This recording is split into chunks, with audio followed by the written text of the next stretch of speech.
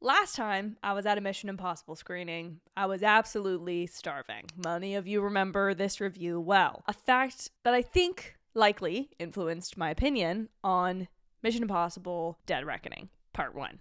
Which, don't even get me started on the fact that that movie will forever be a Part 1. And the second part will not be called Part 2. Anyway, so this time around, seeing a Mission Impossible movie, I knew I needed to come prepared. And I absolutely downed some leftover lasagna right before I left for the screening. But after watching a 2-hour and 50-minute nostalgic Part 2 finale of a franchise, I can't say I have a ton more nice things to say. I would start by describing the plot of Mission Impossible, The Final Reckoning, if I understood it, to be quite honest.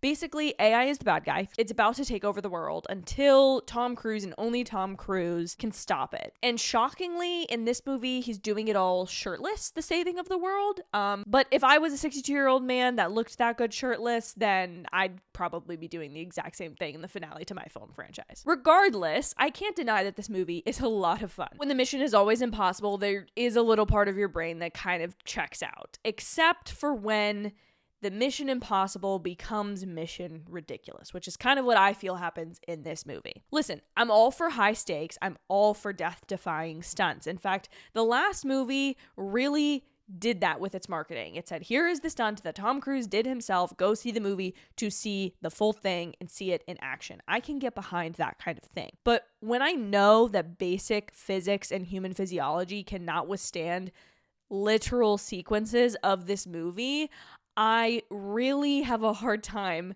maintaining that suspension of disbelief, okay? Now, is this a personal problem that I have with this movie or this movie franchise or just the idea of movies like this? Quite possibly. And if you're somebody that has never had this kind of issue, just checking out when you go see a movie and being totally fine with the fact that things aren't necessarily, all the puzzle pieces aren't necessarily clicking together, there is nothing wrong with that. And I am not by any means saying that I am above this film or better than it or that you liking this kind of movie is a worse taste. It's all subjective and it's all fun. And I'm also the person whose favorite movies in the world focus on Norse gods and scientists who have too much gamma radiation. When they get angry, they turn green. Okay, so I'm not coming here with this needs to be realistic perspective. However, when the central crisis of the film requires human biology, physiology, and just makeup and understanding of things like pressure and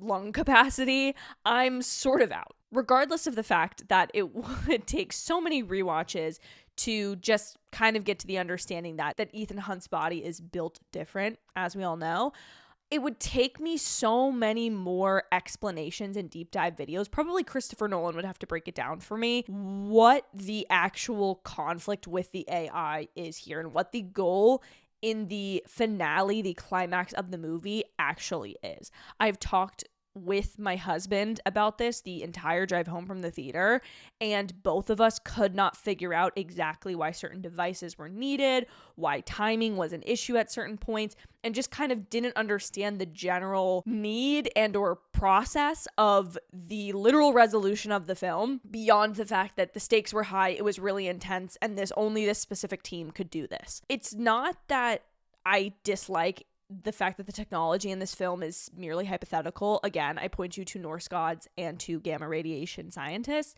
but it's the fact that I can't piece it together. I can't say to someone, yeah, they do all these really cool things, but in the end, this is the central crisis of the film, and this is how the team plans to solve it. If I can't really understand that, I can't necessarily get behind it. If it's so unclear what the team is working towards, then it also feels a little bit muddied when I say that like they're the only people that could do it. Because if I can't even understand it and understand that it's difficult, how can I know that they're the only people that could do it?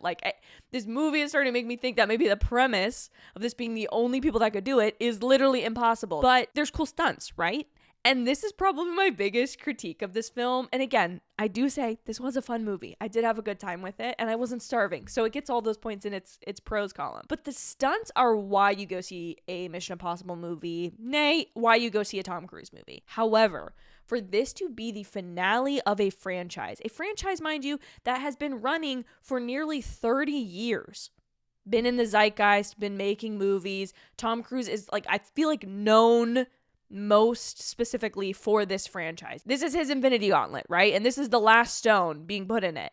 And it felt like the stunts were stunts I had seen before in this franchise, done better somewhere else. And they just didn't have the stakes or the emotional intensity that I felt in basically every other Mission Impossible movie when Tom Cruise has done that big stunt. And I think also part of this was, maybe I missed it, but in some of the marketing for this movie, I feel like it really missed out on pushing these stunts. And maybe it's because there's only a few big ones I can think of in this movie. That maybe would have been cooler if I knew that, like, oh, Tom Cruise really was underwater for 20 minutes or something. I don't know. But I didn't see that in the marketing. Like, I saw trailers for this movie and not anything that was like Tom Cruise jumping off a mountain on a motorcycle, because that's what the last movie had, and it was pretty dang cool. If this is truly the last film, I feel like they could have better prepared to use a stunt like the ones they used in the last film here, and done something that was a little bit maybe more solo and focused on Tom Cruise himself, and really push that in the marketing. Because again, it's not that these films don't have stories, but you're going to see how they do the impossible thing, and how Tom Cruise, an actual real human who has actual human physiology, how he challenges himself, his body, his mentality to accomplish these things. That's kind of the kismet beauty of these movies, and I think it was just missed here. At the end of the day, I'm not a massive Mission Impossible fan, and if you are, I think you're really going to enjoy this movie. I definitely don't think it is a horrible movie. I don't think it is so nonsensical. There's a lot of fun to be had, a lot of laughs. This movie is way funnier than I expected it to be, and obviously, if you're in for the impossible mission and seeing some type of stunt somewhere, this movie is going to deliver on those promises. But I do think it could have been better. I do think that they could have done more. I do think they could have given this film an added level of finality, of drama, of intensity, and it just kind of feels like this is the worst half of the two-parter, despite having a couple more cameos and callbacks and things like that.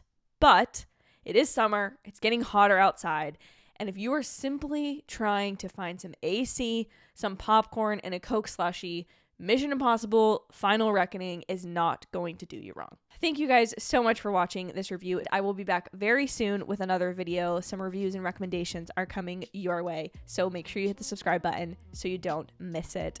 Thank you all again so much for watching. Have a wonderful rest of your day or night whenever you're getting to watch this, and I will see you in my very next video. Bye, guys.